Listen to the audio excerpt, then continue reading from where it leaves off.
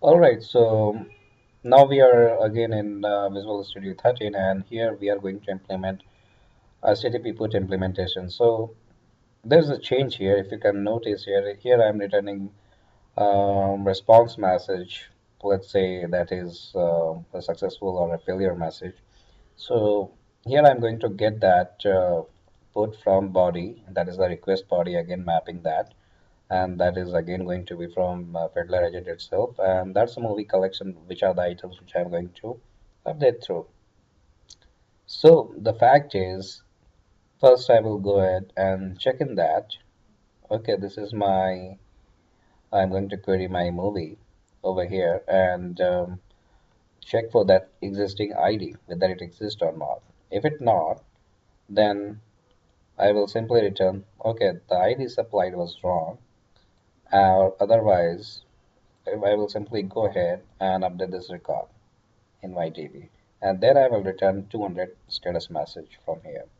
So pretty straightforward. So let's build that.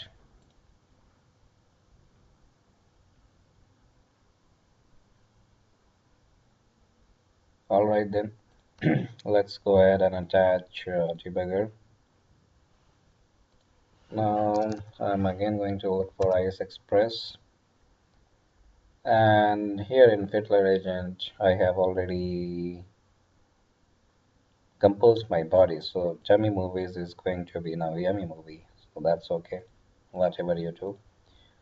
So all right, this is my the request URI, which is again the same thing. No change here. Only here the request which I am going to send is this time is put. So there is a difference between put and patch. This like patches, which you can see here in drop down, is pretty much same, but the fact is patch is going to be used for parcel update, right? So put is going to, currently we are going to implement the put, and let's see that how to get it, how it behaves actually. So let's go ahead and execute this, and if I go ahead and see here, it's loading my symbols and then it will hit my breakpoint. Okay, it came, and now if I see this, so it took ID and movie.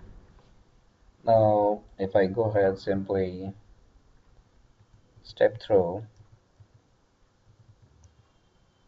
and it found it, it updated, and it simply returned me status code. Okay, and then if I go ahead and see that, here it returned me 200 message with this YAML movie for ID 6. Now let's suppose if I have specified this something which was not existing, then what would have happened? Let's execute it once again. Here I can re-verify. Okay, I'm getting ID as 7. Now I would expect this time to give me not found. Alright, because it didn't find this ID in the DB, and hence it came out and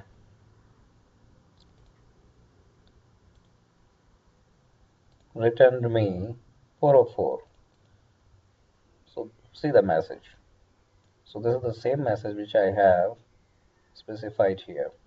Record not found with the ID supply, and same thing. So these strings you can obviously, while returning, you can give some custom string whatever you want. So this these things is pretty specific to test with Fiddler agent. Whenever you are testing with Fiddler, you can test end to end, like how it is behaving when you are giving a correct ID or when you are giving a wrong ID. So in the next thing, we'll see that how to implement HTTP delete with that. Thanks for joining me.